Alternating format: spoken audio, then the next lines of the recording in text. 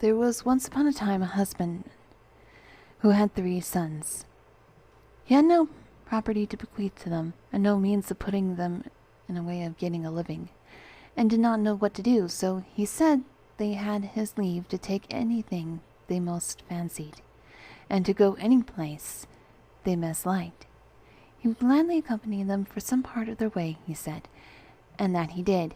He went with them till they came to a place 3 roads meet, and there each of them took his own way, and the father bade them farewell, and returned to his own home again. What became of the 2 elder, I have never been able to discover, but the youngest went both far and wide. It came to pass one night, as he was going through a great wood, that a terrible storm came on. It blew so hard and rained so heavily that he could scarcely keep his eyes open, and before he was aware of it, he got quite out of the track, and could neither find road nor path. But he went on, and at last he saw a light far away in the wood. Then he thought he must try and get to it, and after a long, long time he did reach it. There was a large house, and the fire was burning so brightly inside that he could tell that the people were not in bed. So he went in, and inside there was an old woman who was busy about some work.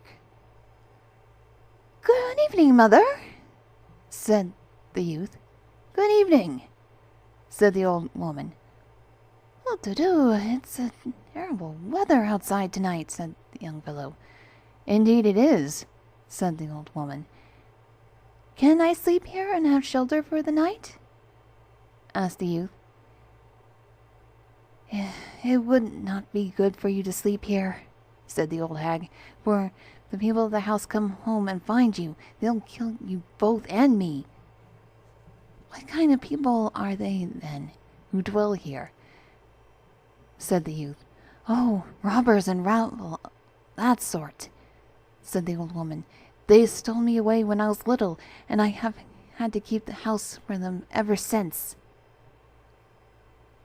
"I still think I will go to bed all the same," said the youth, "no matter what happens. I'll never go out tonight to such weather as this." "Well, then, it'll be the worse for yourself," said the old woman. The young man lay down in a bed which stood near, but he dared not to go to sleep, and it was better that he did not, for the robbers came, and the old woman and that young fellow who was a stranger had come there, and she had not been able to get to go away again. "Did you see if he had money?" said the robbers. "He is not one to have money. He is a tramp. If he has a few clothes to his back, that is all." Then the robbers began to mutter to each other apart about what they should do with him, whether they should murder him or what else they should do. In the meantime, the boy got up and began to talk to them, and asked them if they wanted a manservant, for he could find pleasure enough in serving them. "Yes," said they, "if you have a mind to take to the trade that we follow, you may have a place here." "It's all the same to me what trade I follow," said the youth, "for when I came away from home, my father gave me leave to take any trade I fancied." "Have you a fancy for stealing, then?" said the robbers. "Yes," said the boy, for he thought that was a trade which would not take long to learn. Not very far off there dwelt a man who had 3 oxen, one of which he was to take to the town to sell. The robbers had heard of this, so they told the youth that if he would be able to steal the ox from him on the way, without his knowing and without doing him any harm, he should have leave to be their servant man. So the youth set off, taking with him a pretty shoe with a silver buckle that was laying about in the house. He put this in the road by which the man must go with his ox, and then went into the wood and hid himself under a bush. When the man came up, he at once saw the shoe. "That's a brave shoe," said he, I had but the fellow to it, I would carry it home with me, and then I would have my old woman be in good humor for once. For he had a wife who was so cross and ill-tempered that the time between beatings she gave him was very short. But then he bethought himself that he could do nothing with one shoe, if he had not the fellow to it, so he journeyed onward and let it lie where it was. Then the youth picked it up and hurried away through the wood as fast as he was able, to get in front of the man, and then put the shoe in the road before him again. When the man came with the ox and saw the shoe, he was quite vexed at having been so stupid as to leave the fellow to lying where it was, instead of bringing it on with him. "I will just run back again and fetch it now," he said to himself, "and then I shall take back a pair of good shoes to the old woman, and she may perhaps throw a kind word to me for once."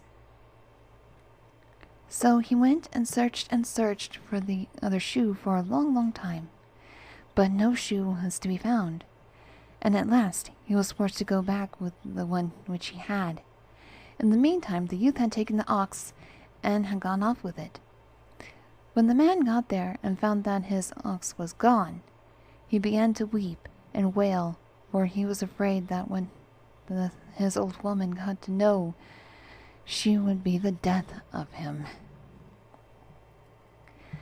But all at once it came into his head to go home and get the other ox, and drive it to the town, and take good care that his old wife knew nothing about it. So he did this. He went home and took the ox without his wife's knowing about it, and went on his way to the town with it. But the robbers knew it well, because they got out their magic. So they told the youth that if he were to take this ox also without the man knowing anything about it and without doing him any hurt, he should then be on equality with him. Well, that will not be a very hard thing to do, thought the youth. This time he took with him a rope and put it under his arms, and tied himself up to a tree which hung over the road that the man would have to take. So the man came with his ox, and when he saw the body hanging there, he felt a little strange. "What a hard lot yours must have been to make you hang yourself," said he. "Ah, well, you may hang there for me. I cannot breathe life into you again." So on he went with his ox. Then the youth sprang down from the tree, ran by a short cut, and got before him, and once more hung himself up on a tree in the road before him, the man. "How I should like to know if you really were so sick at heart that you hanged yourself there, or if it is only a hobgoblin that's before me," said the man. "Ah, well, you may hang there for me, whether you are hobgoblin or not." And on he went with his ox.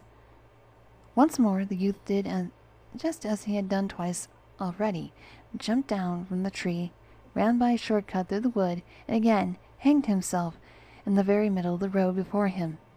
But when the man once more saw this, he said to himself, "What a bad business this is!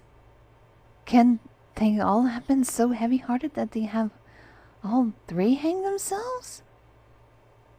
No, I cannot believe that is anything but witchcraft. But I will know the truth," he said. "If the two others are still hanging there, it is true, but if they are not, it's nothing else but witchcraft." So he tied up his ox and ran back to see if they really were hanging there. While he was going and looking up at every tree as he went, the youth leapt down and took his ox and went off with it. Anyone may easily imagine what fury the man fell into when he came back and saw that his ox was gone. He wept and he raged, and at last he took comfort and told himself that the best thing to do was to go home and take the third ox, without letting his wife know anything about it, and then try to sell it so well that he got a good sum of money for it. So